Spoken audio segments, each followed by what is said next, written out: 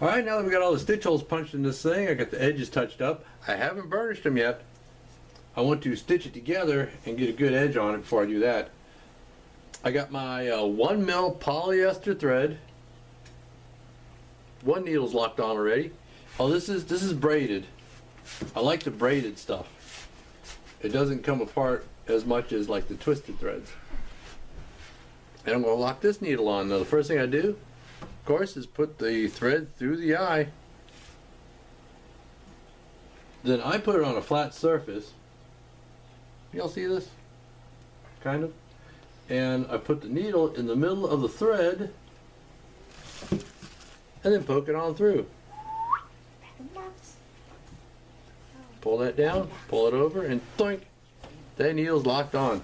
Now looking at this, I'm trying to figure out where the less amount of stress is going to be, because I always like to start and stop my stitch line where there's going to be the least amount of stress. And look at this one, it looks like it's going to be right about here. So I'm going to start my stitch right there. That means my back stitch is going to be here, and I think that area will have the least amount of stress.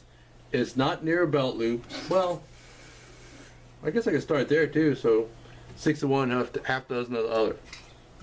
Anyway, I'm going to start right here. Give it a little wiggle waggle.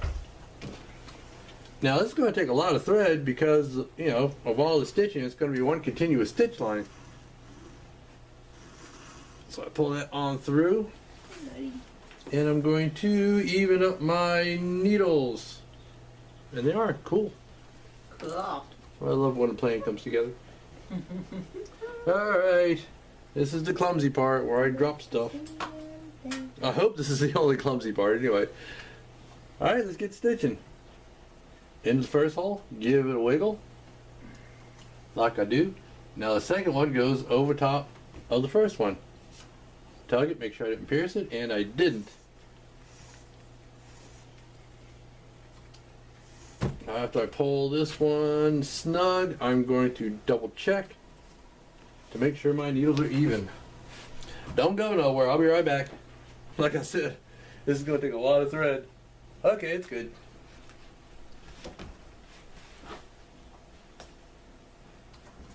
Alright.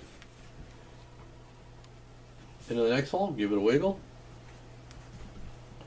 Needle on top, pull it through, hold it back, put the second one on top of the first one. Tug it to make sure I didn't pierce it, and I didn't. And then pull it tight. And while I'm doing this, I'm also basically, oops, I dropped it, being clumsy, and the cat's got it. Look at that, Sarah. I'm also draping my my threads as I do this, so I'm less apt to catch them on stuff. Anyway, I'm going to keep this up for a little while, and we'll be back when I get through a little bit further. Now, as I'm stitching this thing, I'm going to keep, you know, when I come around the corner, I'm going to take and turn on its end and reclamp it, and come down here and reclamp it. So I'll be constantly turning it, and the cat's got it again. To her, it's just a dangly toy. Anyway, we'll be right back. Just thought I'd show you all this real quick. Okay, I started here, and it came around here, and it came around that corner. Now I'm stitching back toward myself.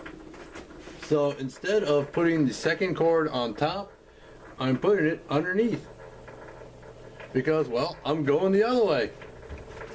So I still put this needle on top. Then I turn it. Okay? So now it's on the bottom. And I put it in the hole under the first thread. And I go ahead and pull that tight. So basically when I'm stitching away from myself, I put the second thread on top. When I'm stitching toward myself, I put the second thread underneath. Okay, goes on top. Turn it so it's underneath. Put it on through the hole. Give it a tug to make sure I didn't pierce it. And go ahead and pull that tight. Now you don't need to strangle it. Just snug. Snug. Will work just fine. So anyway, I'm going to continue on with what I'm doing. And like I said, where's that hole? There it is. like I said, I'm going to keep turning this thing as I go around the various corners and twisties. Like right now, I'm going to go ahead and turn it again, and then stitch that part. And then I'll probably turn it again to stitch that part. We'll be back. Well, we'll be right back. Okay, I'm back to my starting point, and I've started my back stitch. Basically, you just stitch backwards. I get to the end where I started, came around this way, came around here, around there, back around here. Then I'm going to back stitch a few, and that's all it's needed to hold the thread in place. Of course, it's difficult to get the needle through because, well, there's a bunch of thread in that hole already. Well, basically, it's just the same thing. Let's see, where am I? Right there. Except you're going backwards. Oh, I guess 3 or 4 stitches or so. You know, some people say go exactly 3.5 stitches back. I'm like, nah, 3 or 4, 5. I don't know. Go back a few. Whew. Sometimes if it's a short stitch run, like, okay, if I stitch this, actually I'm going to stitch it, I'm going to make a belt for myself, but I'm going to stitch it around and then I'm going to stitch it back around. I'm going to back stitch the whole thing. I just think it'll look better that way. It'll give a more consistent look, and it'll be good and strong because there's going to be a lot of strain on that part. Well, not that I got a big belly, but you know, that's going to be the end of the belt that gets tugged on and buckled. Anyway, that should be enough right there. So I'm going to go back through. So both ends, where am I? That's where I came out. That's where I'm going in. Both ends are on the back side. Pull it snug, take it out of the clamp, take my scissors and cut it off.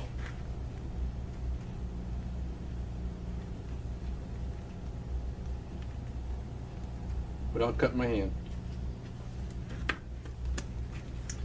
And I generally leave about that much. I don't know if y'all can see that. I hope you can.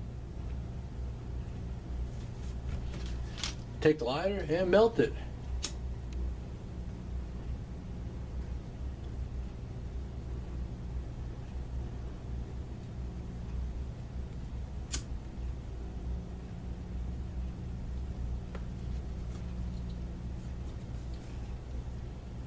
Well, a little bit more on that one. And that's got it. That's it. That's it, all stitched up. Next thing we're going to do is burnish these edges. And we'll be back for that. See y'all next time. Here we go.